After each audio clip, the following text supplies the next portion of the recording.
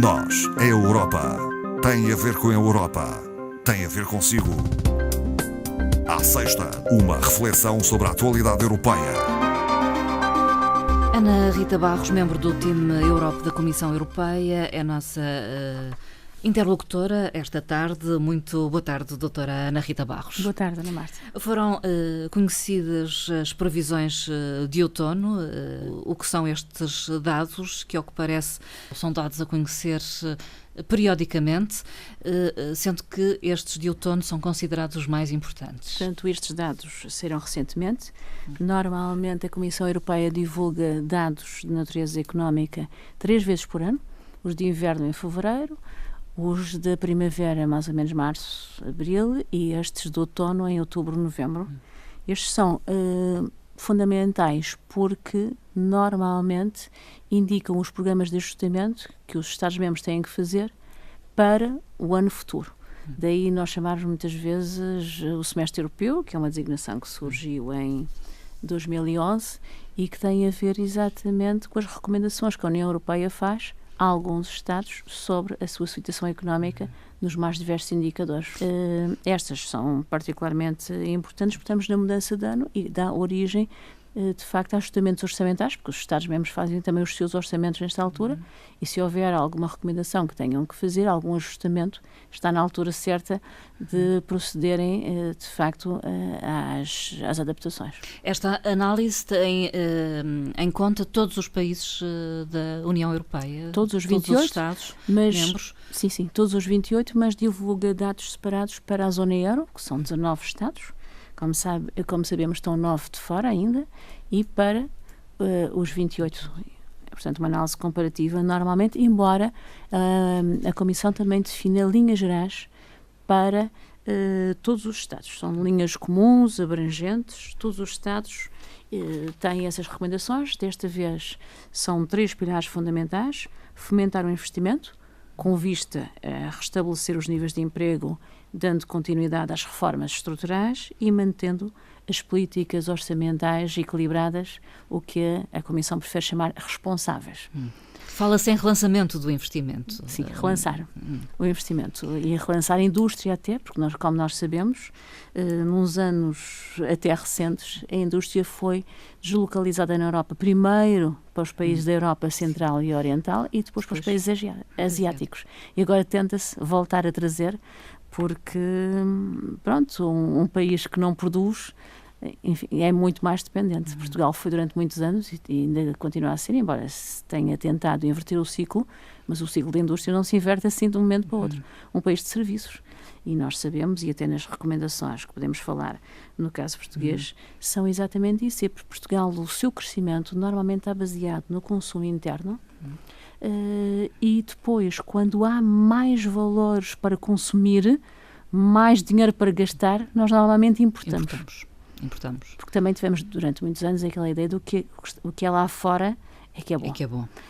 A campanha Compra o que é nosso é muito recente, como todos nós nos recordamos, e as recomendações da União Europeia para o caso português, podemos abrir um parênteses e falarmos agora nisso, dizem exatamente que, de facto, o nosso crescimento, que é um crescimento modesto, não é? Está apontado para 2015 fechar com um crescimento relativamente baixo, mas é apoiado muito no consumo interno, sendo a nossa balança comercial normalmente desequilibrada.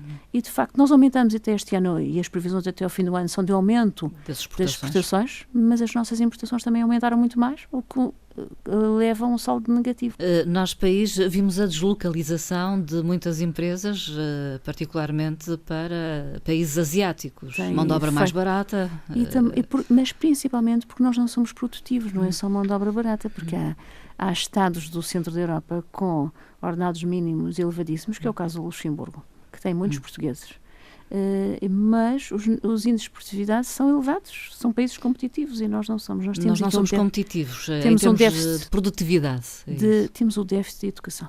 Penso que é tudo a base da educação, porque a educação é qualificação, é tudo. Não é? Nós até temos muito tempo nos locais de trabalho, muitas horas. Sim, muitas horas, demasiadas horas até em relação a outros países mas da União somos Europeia. Menos produtivos do que eles. Em relação a esta questão do relançar o investimento, que mecanismos propõe a Comissão Europeia para incentivar o investimento? Exatamente, fomentar o investimento público e privado. No investimento público, portanto, a União Europeia vai agora, diz que até há alguns pontos de crescimento relativamente ao investimento público derivado dos refugiados. O que é interessante, porque os refugiados têm um maior peso em alguns Estados-membros, mas levam a que a despesa pública aumente, o investimento, mas também vai gerar algum modesto crescimento, mas algum. Quanto ao investimento público e às candidaturas, a União Europeia acaba de lançar, através da Comissão, uma plataforma de aconselhamento, que tem a sigla inglesa E de Europa, I de investimento, A de aconselhamento, em inglês advisory, e UB de plataforma. Portanto, repetindo, EIAH. Já está ativa, pode ser consultada, é um aconselhamento para os investidores e para as candidaturas que possam ser apresentadas. Está previsto para o início do próximo ano o lançamento de um portal dirigido a projetos de investimento. Uma outra recomendação que é generalizada a todos os Estados é de serem normalizados os processos de concessão de empréstimos à economia real. Fomentar o financiamento às empresas e empresas produtivas, neste caso, normalmente as PMEs, que é quem compõe o principal tecido empresarial da União Europeia. O documento fala em continuidade das reformas estruturais dos Estados e finanças públicas equilibradas.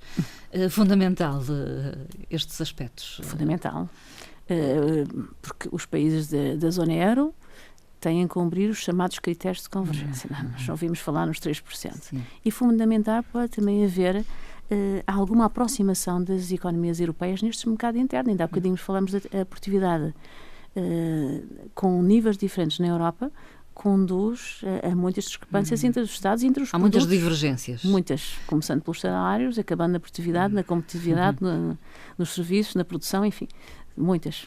Tenta-se então uma convergência, é isso? Tenta-se chegar à convergência. Não é fácil. Não é fácil. Não é fácil porque existem dados muito díspares, tanto nos 19 Estados que compõem a zona euro, como na Europa dos 28.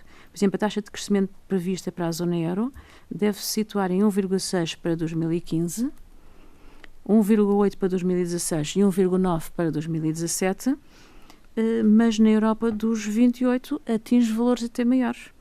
Esse crescimento é de 2% já para este ano, chegando em 2017 a 2,2%. Foram lançadas as tais chamadas previsões económicas europeias de outono 2015. São divulgados alguns dados. A doutora Ana Rita Barros estava a fazer referência a alguns deles, nomeadamente em relação ao crescimento, não é? Sim, sim. Mas há outros dados, por exemplo, em relação à dívida pública e ao déficit. A dívida pública dos Estados da zona euro prevê-se que anda à volta dos 90%. E os Estados-membros têm uma previsão de dívida em percentagem do PIB mais elevada do que os 28. Engraçado, aqui é exatamente o contrário. No caso português, já agora fazendo a comparação, para o caso português, a nossa dívida pública prevista para este ano anda à volta dos 128. Prevê-se que baixe para 124 em 2016. 2014 fechou com 130. No entanto, há Estados-membros que têm uma dívida pública em relação ao seu PIB muito inferior. Se temos, por exemplo, a Estónia, com 10% do PIB, a dívida pública em relação ao PIB da Estónia é de 10%. Há alguma explicação para este facto?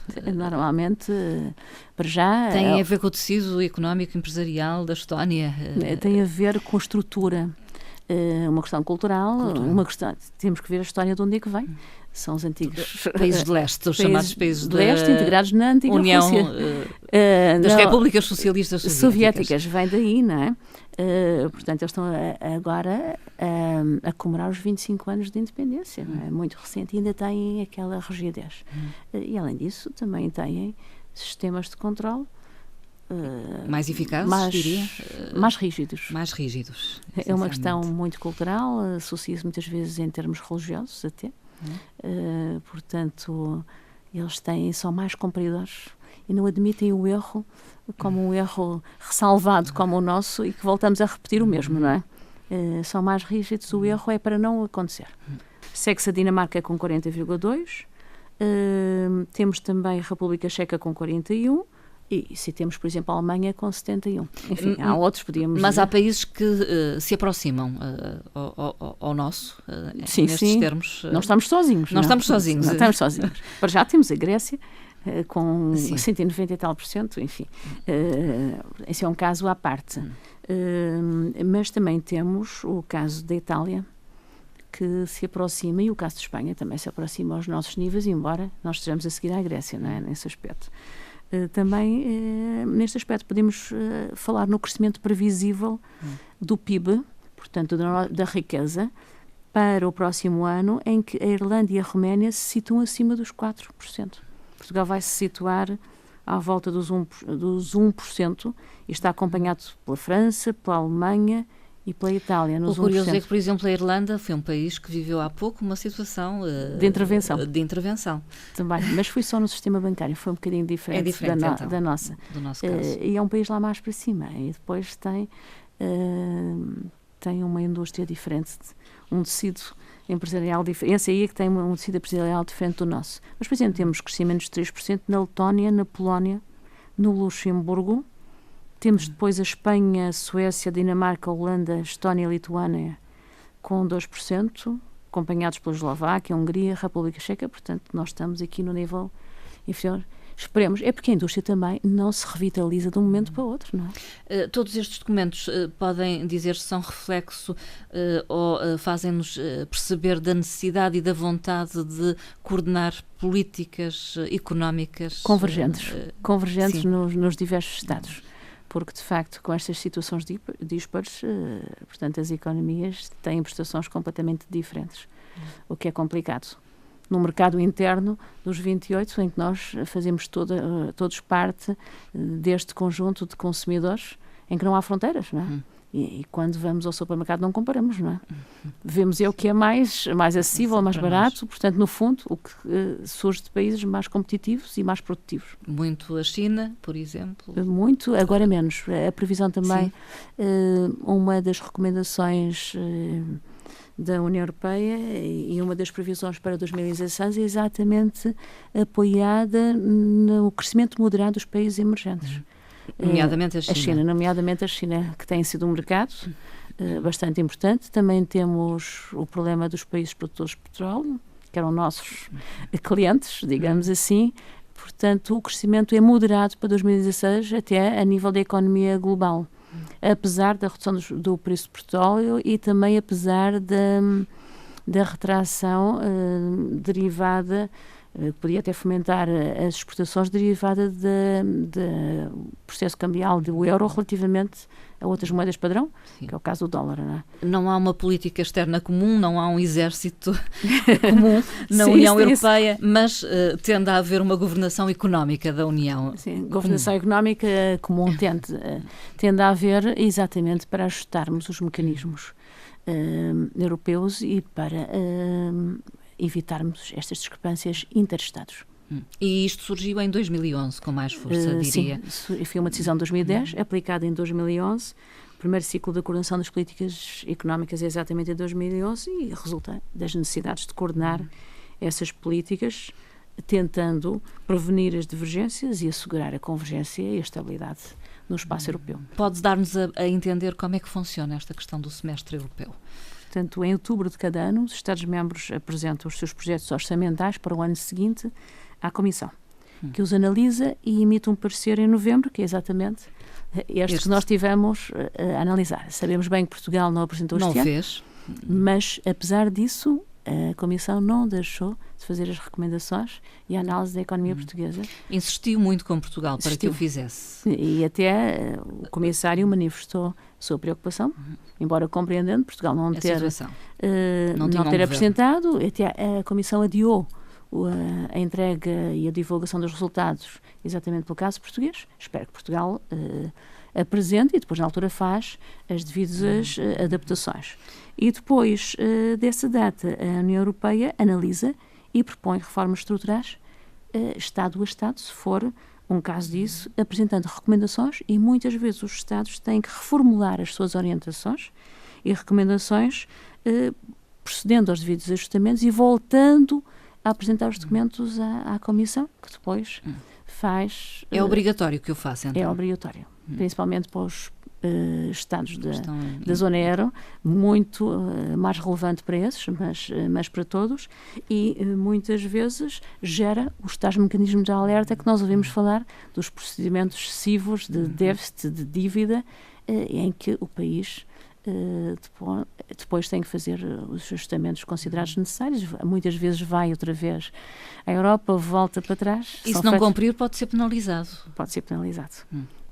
Uma chamada de atenção, uma advertência, e que depois tem outras consequências. Vamos terminar então. Eu queria só terminar fazendo uma referência que não é também europeia, mas é global, à Cimeira do Clima que está a decorrer em Paris, que esperamos todos que o resultado seja positivo, que está a decorrer num Estado-membro da União Europeia.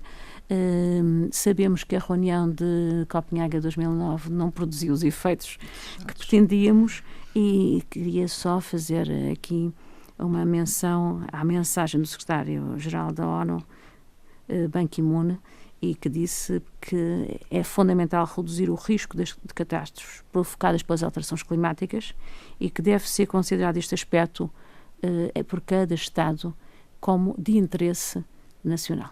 E esse apelo foi feito pelo secretário-geral para os líderes que lá estavam presentes, dizendo que as alterações climáticas são de facto um bem comum. Aqui não estávamos a falar da governação económica europeia, estávamos a falar de uma governação mundial, que é um aspecto que nos atinge a todos. Muito obrigada, doutora Ana Barros.